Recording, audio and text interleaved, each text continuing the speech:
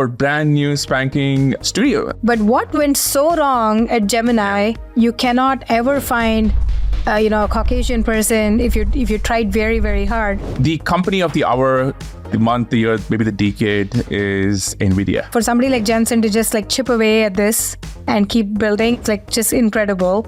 Well, let's talk about Jenson's outfit. Okay, so Aarthi and Sriram Show giving you fresh take, ladies and gentlemen.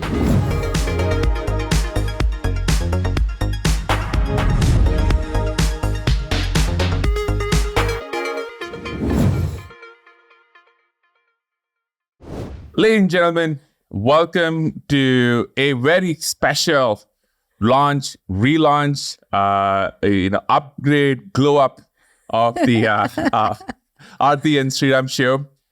In case you're hearing this on audio, you're missing out on what is basically our brand new spanking studio. It's our studio setup. Woohoo! Woohoo! Yeah. We do these solo episodes where it's me and Sriram talking about our careers, growth, networking, all of those topics.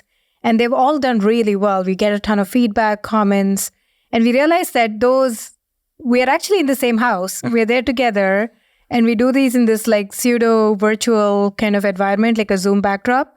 And we thought, we should just set up a proper studio in our place and have this whole lights and fancy stuff. There's a ton of equipment around here. Yes. And just make this worth your experience of listening and viewing and everything. There we go. And, we are sort of in a glamorous basement right next to the washing machine and dryer. And, hopefully, we don't have people running around upstairs. So as long as there's no laundry to be done, we should be good.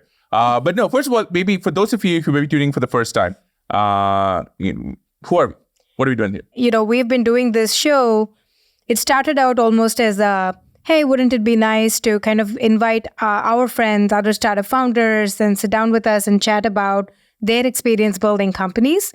But pretty soon we realized that there was a lot of appetite from all of you on, building, learning from the greatest builders, creators, startup founders, and also these themes that we truly believe in. We come from India, tech has given us everything, and we strongly believe in optimism and techno-optimism specifically, and creators, founders, builders being able to change the course of history, the course of humanity. And we are just big proponents of that. And we wanted to share a lot of what we think and how do we get there through this show. There we go. And for those of you, in case you haven't heard the spiel, if you're listening or watching, go like and subscribe. By the way, if you're not watching this, go check it out. We have videos on YouTube, on Spotify, probably pirated somewhere on wherever kids get their torrents these days. Gosh, that feels like a throwback. Do kids do torrents these days? Yes, they do. Yes, they do. So go, hit the bell icon on YouTube, subscribe, leave whatever you do, all that stuff. You guys know what to do. Okay, so we have a bunch of fun stuff to do this week. And what we thought we would do is just kind of go over what's been happening a little bit in the world of technology and what some of our friends have been talking about. Yeah. And we're coming to you probably the last week of February. And I would say, it's kind of an interesting week because, multiple incidents have happened in all around AI, right? And we're going to get into it. We're going to talk about Gemini and, Gemini maybe failing some very basic history questions. We're going to talk about Sora, NVIDIA being up and to the right. We're going to talk about Groq. But also, I think just broadly, it's funny because, when we started our show, it was kind of just broadly about technology and founders. But, Aarthi was pointing out to me that, a lot of our episodes, which have done really, really well, even now historically, have been all about AI. So what is maybe the most surprising AI-related piece of content, or maybe the first ever AI piece of content that you think you've done? I think the first mention, of AI we had was not like a full episode on AI, but when we interviewed A.R. Rahman. Yes. But one of the questions that we had asked him in this interview was, is AI going to take away the job or the role of a musician? And Rahman really gets into it where he talks about how there is a creative component and then there is the production aspect of creating music. And the creative component is not going away anytime soon. It's not going to get outsourced to AI.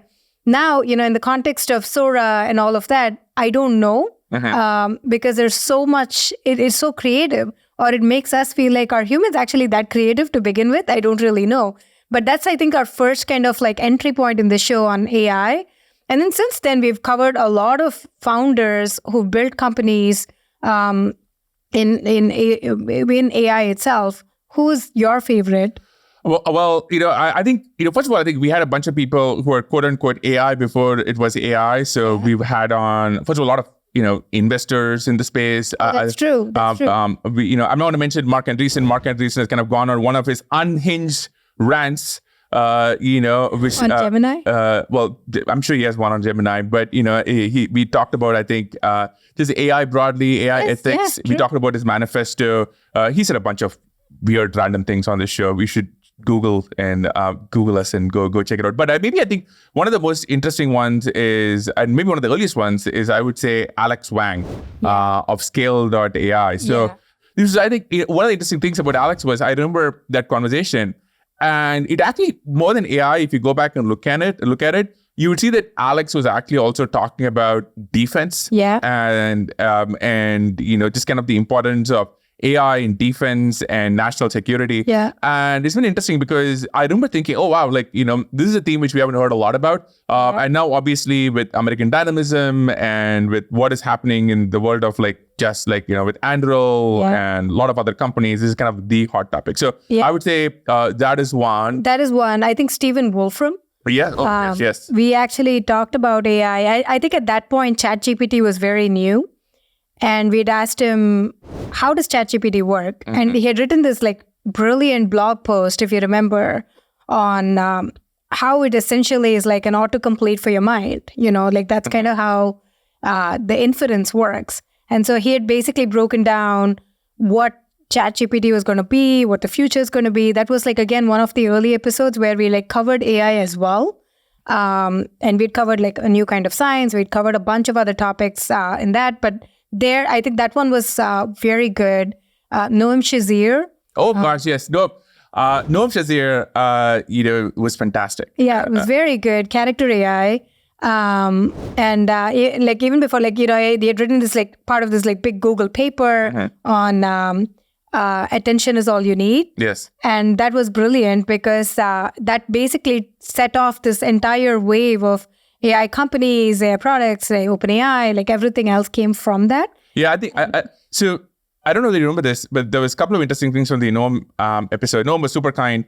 And the first was, Noam, I think, talks about a little bit of a story, which connects directly to what we're seeing with Gemini today, where one of the things he kind of talks about is that Google, basically, I mean, if you look at Noam and, the original Attention All You Need paper, they're all from Google. And a lot of the original research came from Google. And as you obviously know, Google has been a little bit behind to the game. And we've had OpenAI and Anthropic and, Mistral and many others. And Google's obviously playing catch up. But he kind of talks about why a little bit. And I think, I think he hints a little bit at some of the internal, I would say, cultural wars, and maybe conservativeness, progressive politics that held back, the deployment. So I think that's actually a very, very early episode. But yeah, we had a lot of, AI on the show. I think from the creative side, we've had on David S. Goyer, who's talked about it. We've had on many others. And I don't know. I think I think it's kind of the topic du jour. It's the topic du jour, and the wild thing is,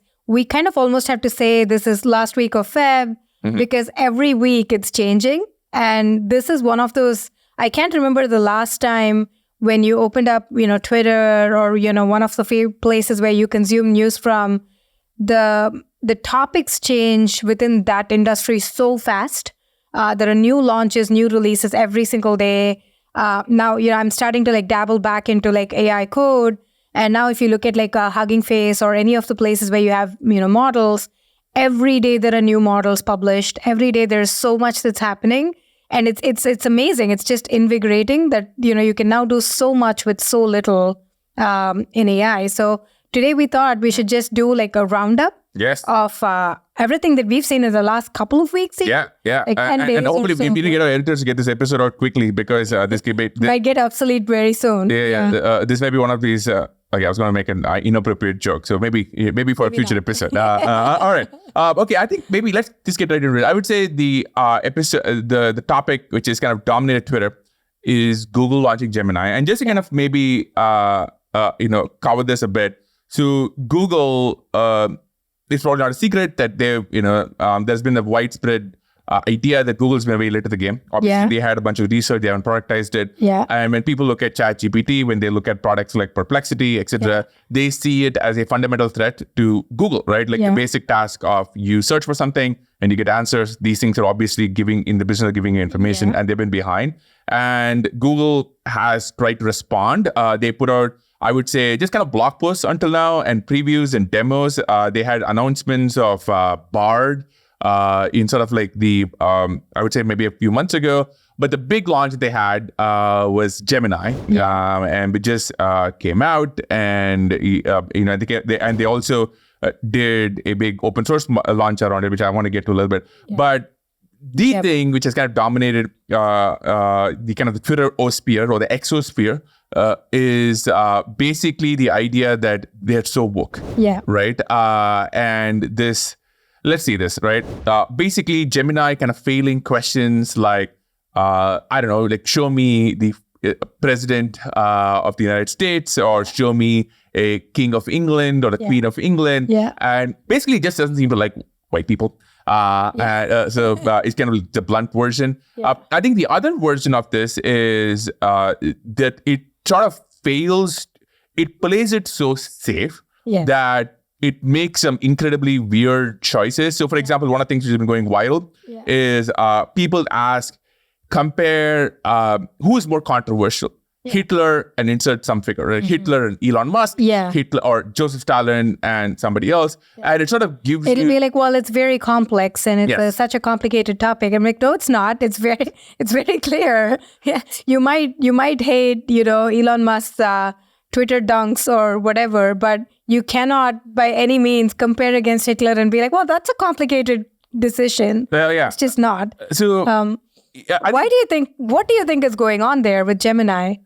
Maybe a combination of things. One is there is definitely a progressive push. And when I say progressive politics, I think there's a few things happening in here. One is the whole sense of safety, which is, hey, let's just be super conservative on any response that we are giving, right? So one of these questions where like, it depends, we don't know, right? Like as opposed to kind of giving you a common sense answer. Like that's one element. Yeah. Second is, I would say maybe a push for diversity run amok, like where in the idea of, and I think Prabhakar, who's kind of head of all Google search and a bunch of other stuff, maybe one of the most senior people at Google, talked about this in the idea that, hey, if you ask for like samples of people, we want to show a diverse range of people. They just do that for everyone. Right. So I don't understand it. So you can be progressive. Being progressive is not a bad thing. You can be diverse in your thinking, and that again is not a bad thing. But what went so wrong at Gemini and the team that you're seeing, and it's not even like I'm willing to bet that, in like a few months, people will forget it, get memory hold, and you'll forget how crazy these results seem. You cannot ever find, a Caucasian person if you tried very, very hard. I remember the funny thing. Somebody said the time that they were able to find the most number of white people in the Gemini search was when they asked for a basketball team.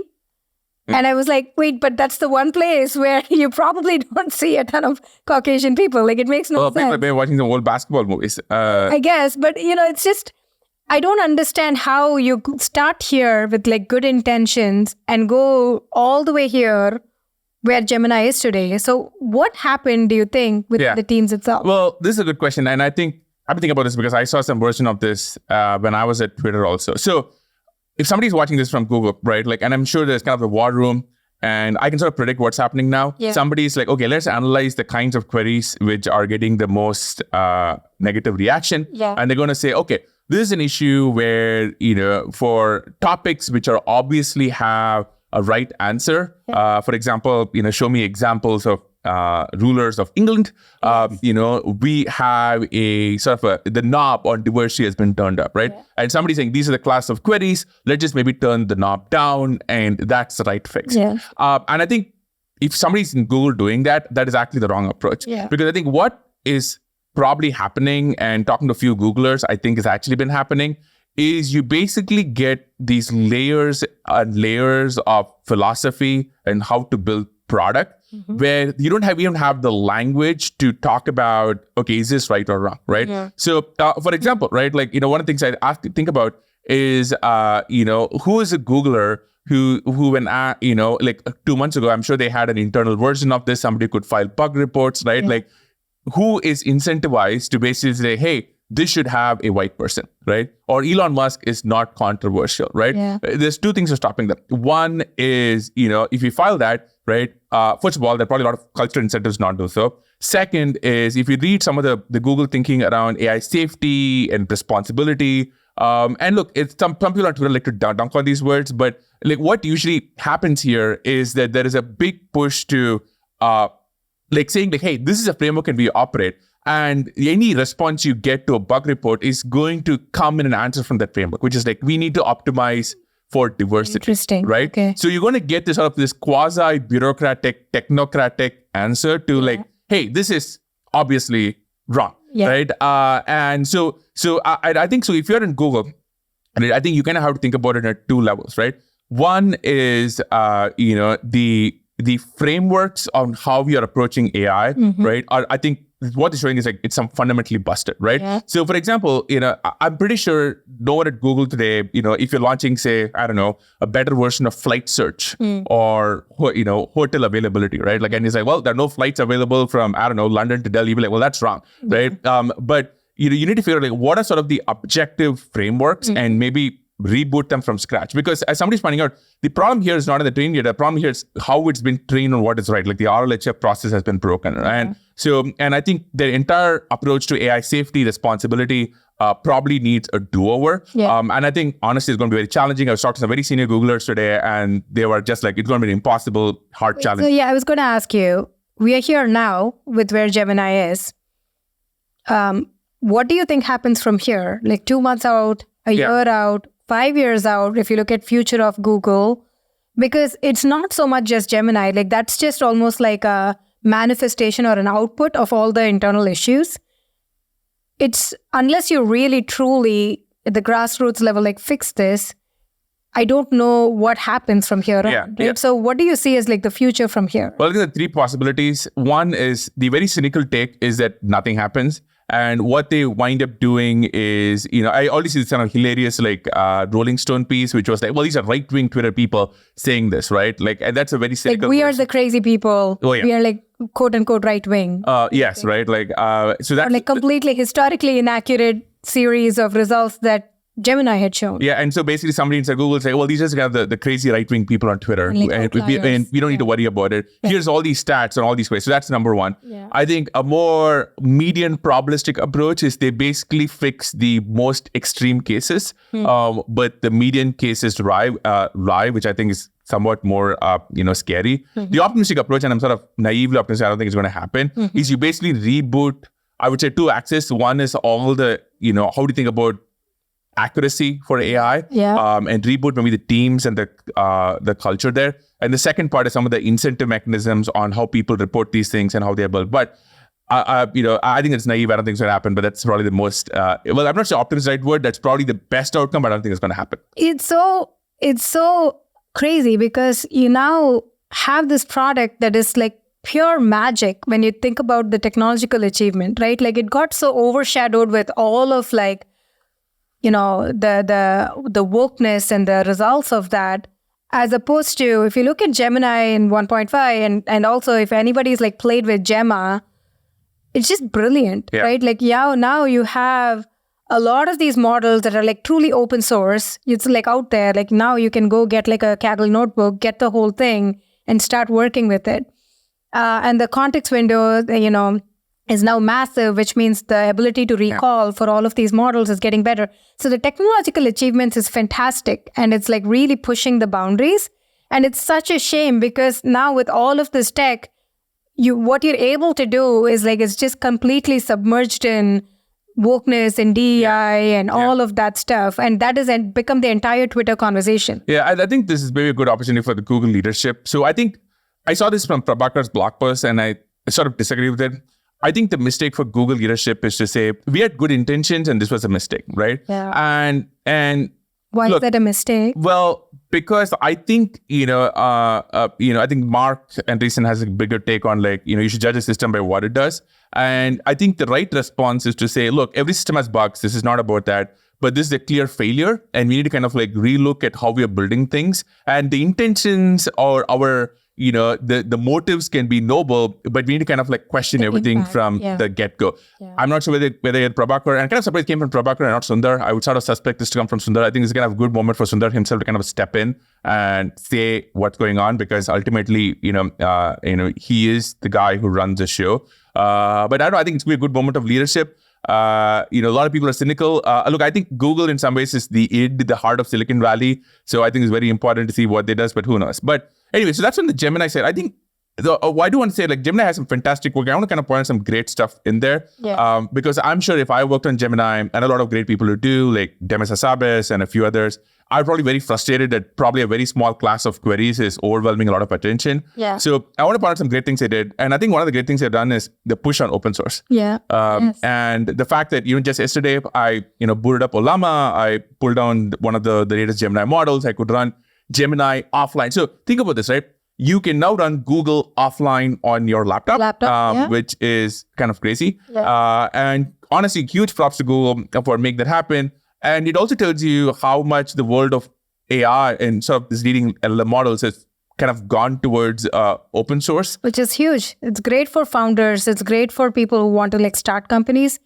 All of these models like now going open source and Google like planting its flag firmly there, I think is a huge, positive step for all founders everywhere. Yeah. And also it's just kind of cool. Like if you think of LLMs or kind of like maybe a compressed version of the internet in some ways. Yeah. The fact that you have it on your laptop, people have been game changing. People have kind of demonstrating this where they're on a plane offline and they do this. It's very cool, and it also tells you like if you thought of a year ago when ChatGPT came out, or all you had was an API function. Yeah. But now maybe if the idea is like, hey, you launch one of these models and then there is an open source version which you can then download and play with. That is very cool. It's a huge shift in how things work. Yeah. And I also think, by the way, huge props to, I think, a few people who made that happen. I think one, Mistral, which obviously my firm is involved in. But I also think a lot of sort of the EAC open source sort of community, folks like Jan LeCun, John Carmack, a lot of these folks really pushed for open source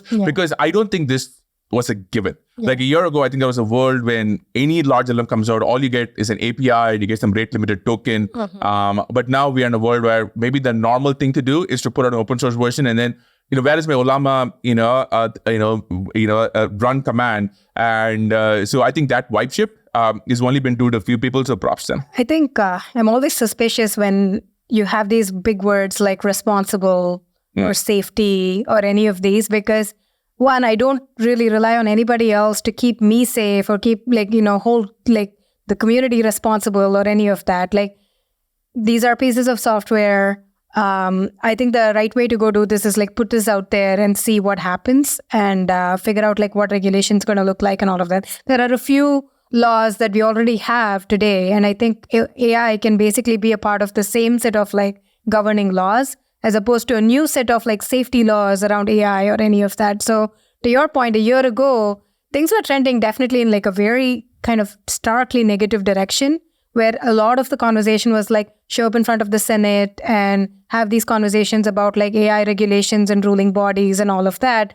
And I think there are a few people on the internet who kind of were like EAC. And at that time, it sounded really extremist and crazy, but you realize that almost in retrospect, you needed that to kind of level set this like, we should tell the government how to regulate us. You should tell us like what to do kind of thing. Just because you're paranoid doesn't mean they're not to get you. That's an inside joke, ladies and gentlemen. Inside joke. We shall explain that in a future episode. But I think EAC as a movement, I think is like it's been this in this short amount of time, they've tangibly had results in this direction. So it's pretty exciting to see. One comment on the big words. I think Peter Thiel has some very quotable things, but I think one of the things he said, which I really like, is he said, things which have the word science appended to it are usually not science. They have a little bit of an inferiority complex. Like, Wait, tell me more. What does that mean? Physics and mathematics don't have physics, science, mathematics, and they're just them, right? On the other hand, you have political science, economic science. So his whole theory is that if you have to say you're science, you're probably not science, right? And there's maybe there's a little bit of insecurity and inferiority complex happening there.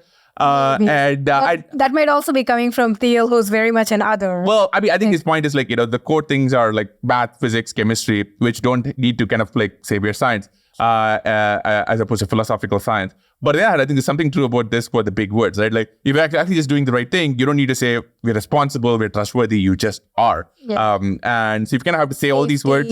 Yeah. All of these are like, okay, but why? Like you'll find that these are the teams and companies that are like kind of this like Gestapo police of sorts. Yes. So like we will tell you how to think, and you don't really. Companies should figure out like how to govern themselves, right? Like I'm not saying governance is bad, but to put this under this layer of like we're trying to keep you safe is almost like a bit condescending. Like you don't have to go kind of do that. And I'm often suspicious of these teams or these companies that often like parade around these like big words and try and like figure out like we will be the thought police for you kind of thing. Yeah. Well, it's powerful. Okay, let's talk about Groq. Why was Groq been so popular this week? Oh man, the company was started in 2016, but it almost felt like it just like launched now. It just came out of nowhere, right? Like kind of like blitzed away. So for folks who don't know, Groq is this new semiconductor chip company that just like launched. Built by these people who kind of had huge experience building this stuff in Google. Yeah, but this has all been like the week, the month, the year of NVIDIA. And Jenson Huang is like everywhere, cover of everything. Just obviously NVIDIA is having a very, very successful time after like over a decade plus of like building this and scaling this and all of that. But Groq kind of like comes in, and instead of competing directly with NVIDIA, they go this completely different storytelling approach on positioning themselves. So one, they don't compare themselves to like an NVIDIA or like any like a GPU chipset company. They basically call themselves as LPUs or language processing units. And they did this like fantastic launch post and launch tweets and just this like press and comms around it. I think Lulu did like a fantastic piece around like how this worked out. You're like the master in like covering all things comms and PR. Yes, you do. But you kind of pointed me to like what Groq was doing and Lulu's tweets themselves. And it's just brilliant. The way they positioned themselves, the way they told the story was just like really well done. What stood out for you? Well, I mean, I think a few things. First of all, they've been doing it for a long time. Yeah. And sometimes kind of this trend of like, oh, they're kind of reacting to this topic, but they've been working for 5-6 years. The founder, built, kind of part of Google's kind of like chip infrastructure. So they've been at this for a very long time. I do think they did a few things very right. And I'm going to see a lot of this from Lulu Cheng, and we should kind of link to a tweet thread on this. We should. First, before we get to that, first, I think the technology is very interesting for a few ways because if you look at AI right now, it's a little bit of a batch process, right? Like, so you go to ChatGPT or maybe on your laptop, and all have this experience where the tokens come out at like a speed where you just get like, it just keeps spitting it out. And of course, a lot of companies are working to make that better. Yeah. If we go to Perplexity, and we, obviously Aravind is coming on our show. It's one of those things where they make it faster through a bunch of different optimizations and techniques, or you can just run it on better machines. But I think Groq did a few things very, very well. Like one is, I think from a technology side, they're like, hey, we are a fundamental reimagining of chips infrastructure. I love the fact they position themselves as something different, right? Like you want to be in a category of one, you want to be a different category. They sort of avoided the comparison by saying like, hey, we are not a GPU, we are an LPU. So fantastic branding, inventing a category as, kind of the cliche goes. They've done, I think they did a good job of that. Yeah. I think the website was very powerful. Yeah. Often when you launch these things, I tell founders this,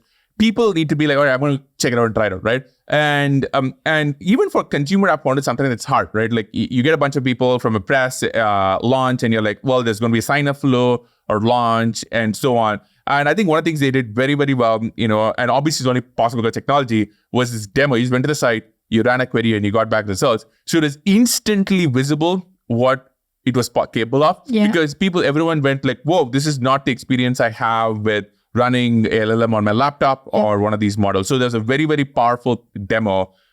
Third is timing, whether by accident or, by sort of like, a great, strategy. They kind of pick this moment where one, not just the AI is talk of the town, but NVIDIA's surge, the fact that NVIDIA is on track to become one of the most valuable companies on the planet, they kind of the moment in the sun. So these guys should kind of capture the heat from that narrative. And I think a couple of other things. The founder, I haven't met him, but he is incredibly articulate. Yes. He was at World Government Summit along with actually I wish I kind of seen him when I was there, because he did such a great job. But he kind of did this amazing interview with CNN and a few others. Now, if you think about it, like that is kind of like an interesting spot to launch a company, a chipset company.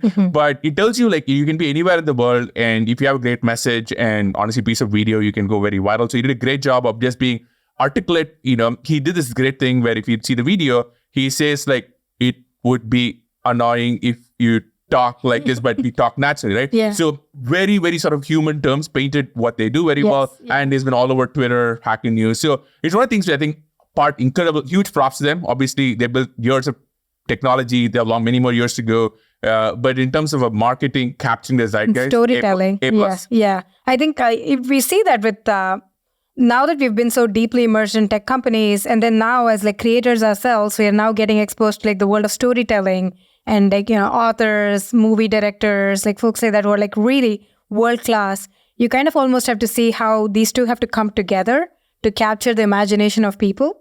Because if you're only just going to talk about the technology, which is brilliant, that's only half of it.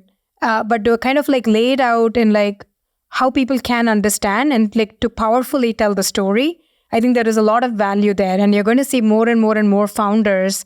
I think when we talked to Arvind, this also came up where you have more startup founders who have to be media savants, right? Like they need to be able to like tell a story in a very effective way. And I think you're starting to see that with companies like Groq. I tell founders this, which is a lot of founders ask me and they'll come and they'll be like, oh, we need to hire a PR team. Yes, I know. But look, sometimes that's the right answer for you. But, and again, I want to kind of give props to Lulu. If you haven't followed her, follow her. I think she's one of the smartest people on storytelling and brand these days.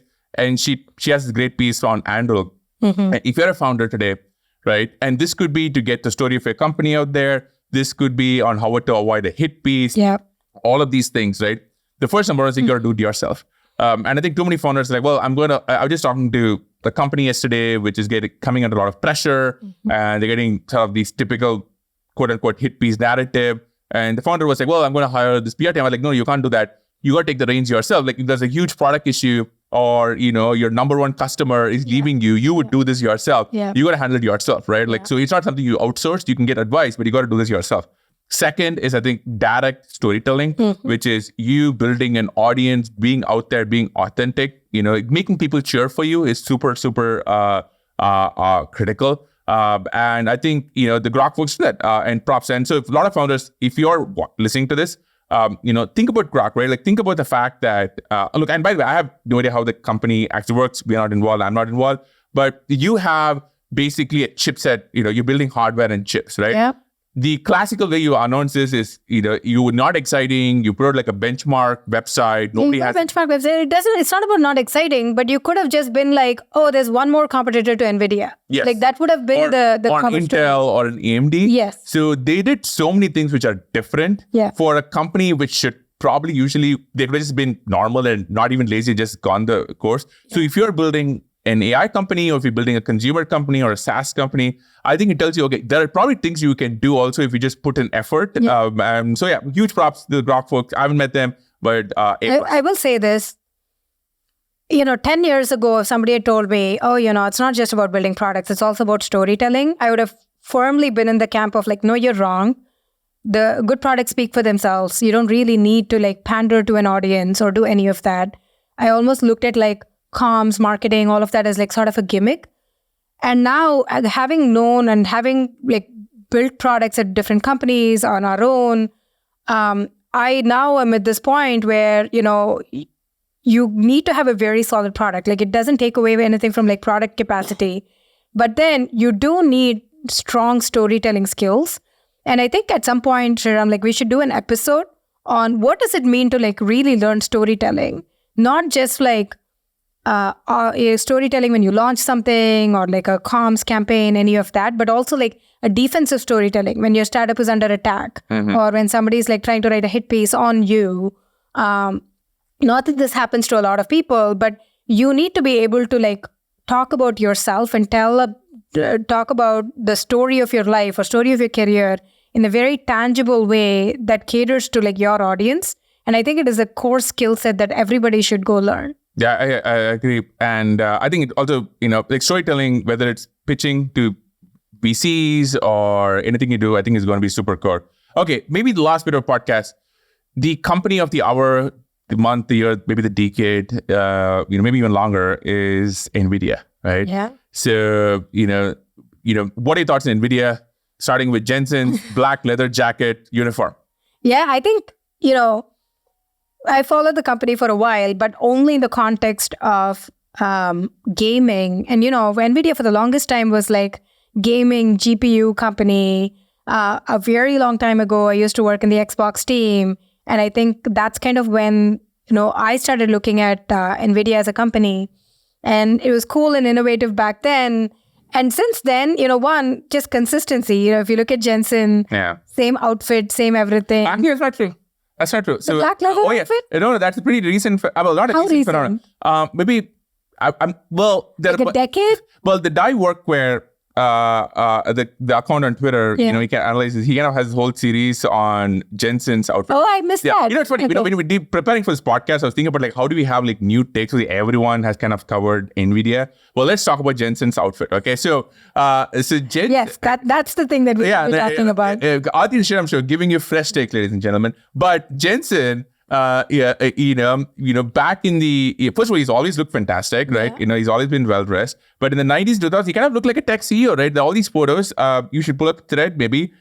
He has a suit on, a tie on. He looks like CEO. But sometime I think I need to look at the date. I would say probably 10 plus years. He kind of switched to this leather jacket. Looks like some assassin from the movies, and it works, right? Yeah. It's very badass. Yeah, no, I think. Forget the outfit part. By the way, I think if Jenson's watching this, right? I just love Jenson. If you folks haven't seen, you should look at his interview on Wired. This guy, he's been at this for so long. So long. Was 16 years, 17 years, something? Oh God, no. Not the 90s, right? Like 30 years. And gaming for a long time was sort of this niche industry. Yeah, no, I know. One, credit where credit's due. He's done something really incredible. We love these people who've basically done this one thing for most of their lives or all of their lives and done a really good job of it, just mastery at this. And for somebody like Jenson to just like chip away at this and keep building and keep doing it, I think it's like just incredible. Two, he's so humble after all the success, and he's like really man of the hour right now. And, meets all the world leaders, does all of these, but is just so humble and grounded. Yeah. Like the Wired interview is just like so much about future and optimism and what they can do. I think it's just like really, really and by the way, I think some people talked about this in public as versions, which is he's also very incredibly honored. I'll give you a story. And I think a founder, which is there's a founder who had reached out to him and we were involved, and he just responded immediately, helped him out, sorted out the situation. I remember, I think this might have been Sohail, Doshi, who also had a very similar story where he sent Jenson an email and he had responded immediately and sorted things out, and he's on it. And a couple of things I would say is like, one is he has whole philosophy on management, where his core team, he's like, look, I've worked with these folks for a very long period of time. Yeah. He's very hardcore. And he's like, these folks know what they're doing. He doesn't do any one-on-ones. He's like, they all know their job. They all know what they're doing. Yeah. And obviously that comes from a long period of time. And trust, yeah. So I think one thing about Jenson, and I think Patrick Carlson said this on a Dwarkish interview recently, some version, which is, this is not a company you can sort of build in a year or two, right? And I think sometimes I love Silicon Valley and everything about it. But there is definitely a vibe of like, oh, I'm going to pivot into this thing and try it out for 12 to 18 months. If not working, I'm going to stop.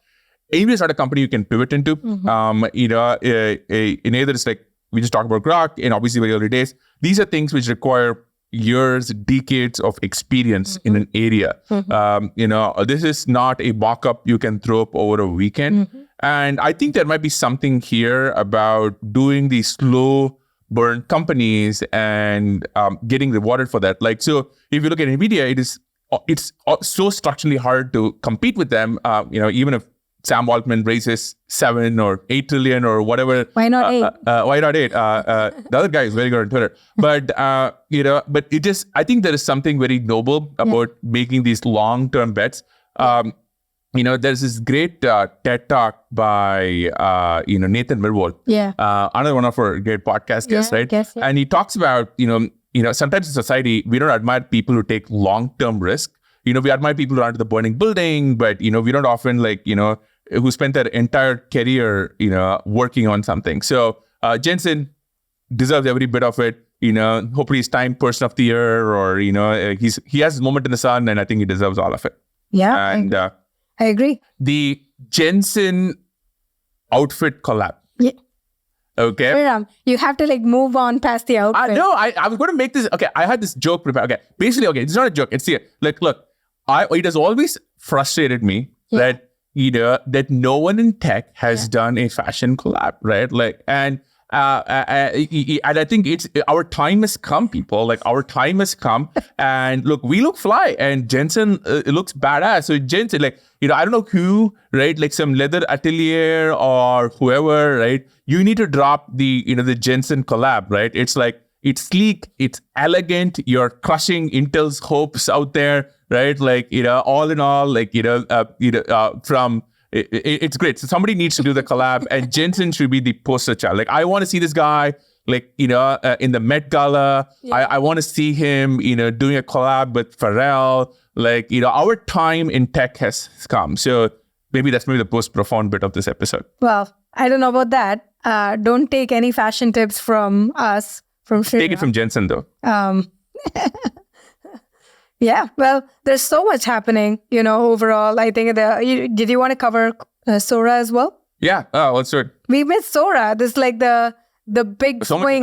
Yes. This is the big swing at Hollywood. Okay, so for folks who don't know, Sora is this new AI model that OpenAI released. Very hyper-realistic video, I think 1 minute long videos, purely from just text prompts. And the text prompts have been wild. I think my favorite is they just dropped this new batch of videos.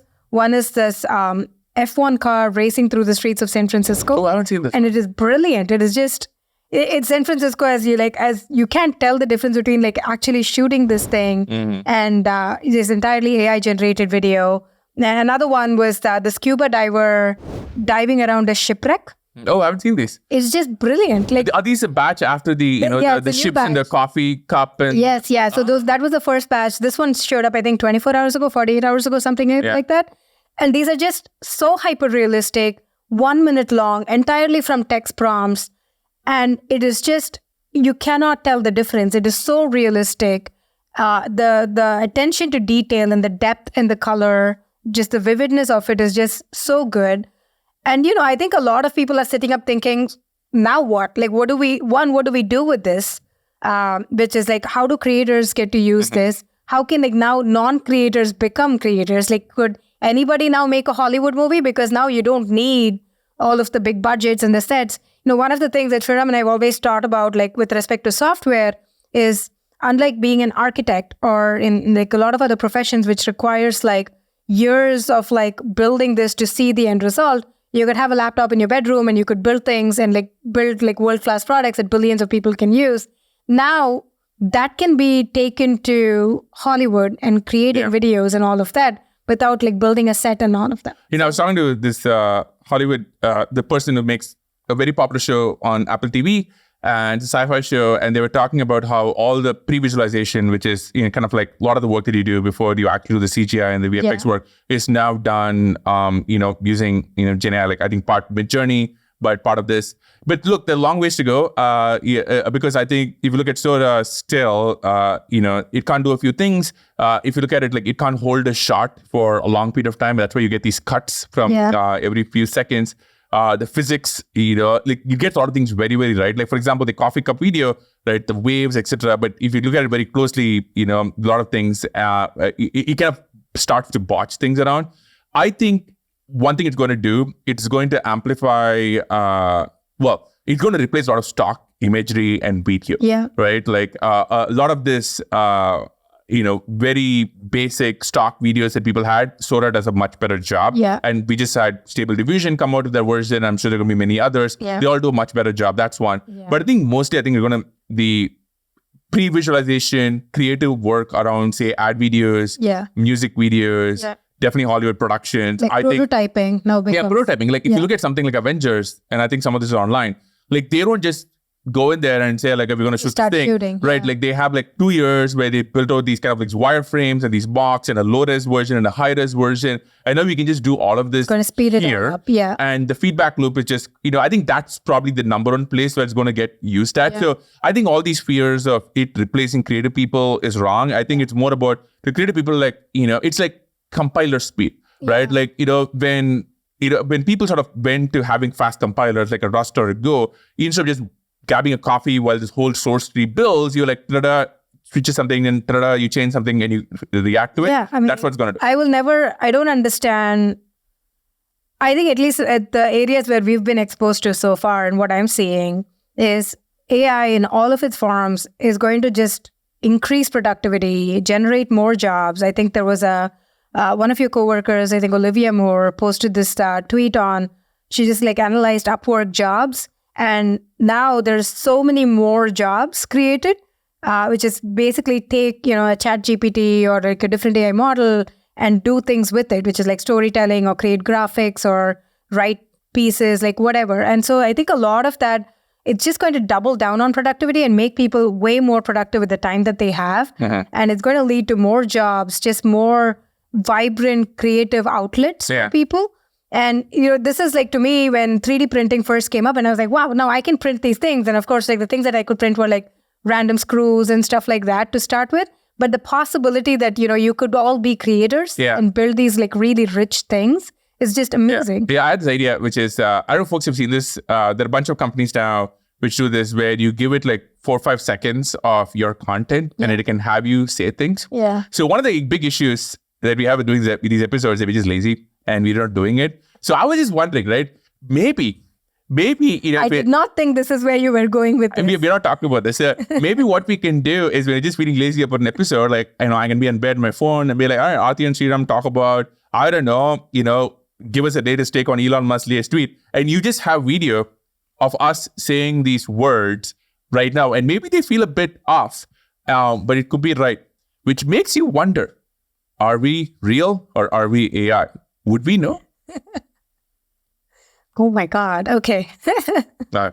I don't know. I'm very excited about Sora. I just think I love new stuff like this. I love, getting on Twitter and getting on like different forums and trying to see what people have done with it and built with it. The videos are like, yes, people find like, oh, the physics is not great, like the ripples and all spaghetti. of that. Will Smith spaghetti. Yeah, what's the Will Smith spaghetti stuff? Long history. We'll get to it. But I think... Is this connected to... wait, how did it become a meme? It's always been a thing. And it's like every time somebody throws a new model, it's always like, but Will Smith eating spaghetti. And can you like... But I think somebody... I wonder I'm curious about the history of it. Like, why... like for example, like there is in image processing, there's kind of this famous, this female model, historically, kind of these canonical things. How has Will Smith's spaghetti become the canonical thing people do to evaluate video image models, right? Like, and also Will Smith, like, if I were Will Smith's social media person, I know he has a great team, I would absolutely go on Instagram and have a bunch of videos of him doing spaghetti, like right now. This is a little bit like the Jenson brand collab one. Like, Will Smith should get on this. And you know what? I'm going to bet somebody's going to... Sell his own pasta brand? Okay, can I make a prediction? Yeah. Right? Like, at someday, if this comes to, I want somebody to pull this up. I think in some tech keynote, somebody's going to launch an amazing video model and they're going to have actual Will Smith come out and eat spaghetti and they're going to show the version, right? So there's some Google I.O. holding out for like the highest bidder. Yeah, there's some Google I.O. conference organizer who's like, how much does flying out Will Smith cost, right? Yeah. And if you're not thought about it, trust me, this is a great idea. Somebody should do it. This will be better than Sergey Brin's parachute thing. True, but he's not Caucasian, so they might actually do it. Wow. We can't beat that. Oh my goodness. On that note. Ladies and gentlemen, yeah. Well, look, let us know, right? New set, new vibes. Let us know what you would like to see and hear. And as always, thank you for listening. Leave us a comment, DM. Yeah, tell us what you think. We'd love to hear from you, even if it is just, hey, I'm from wherever you are listening or watching this from. Just leave us a comment on who you are. Today, we got somebody who stopped by on the street and said hi. Yes. It totally made our day. Name's Shreyas. Shreyas, if you're listening, watching this, hi. Thanks for saying hi. Yes. And, just leave us a comment. It means a lot to us. Yes. Reach us online. Ask us anything, right? Like, the race of the early kings of England was white. We know our stuff. Thank you. As always, ladies and gentlemen. Until next week. See ya. Bye-bye. See you.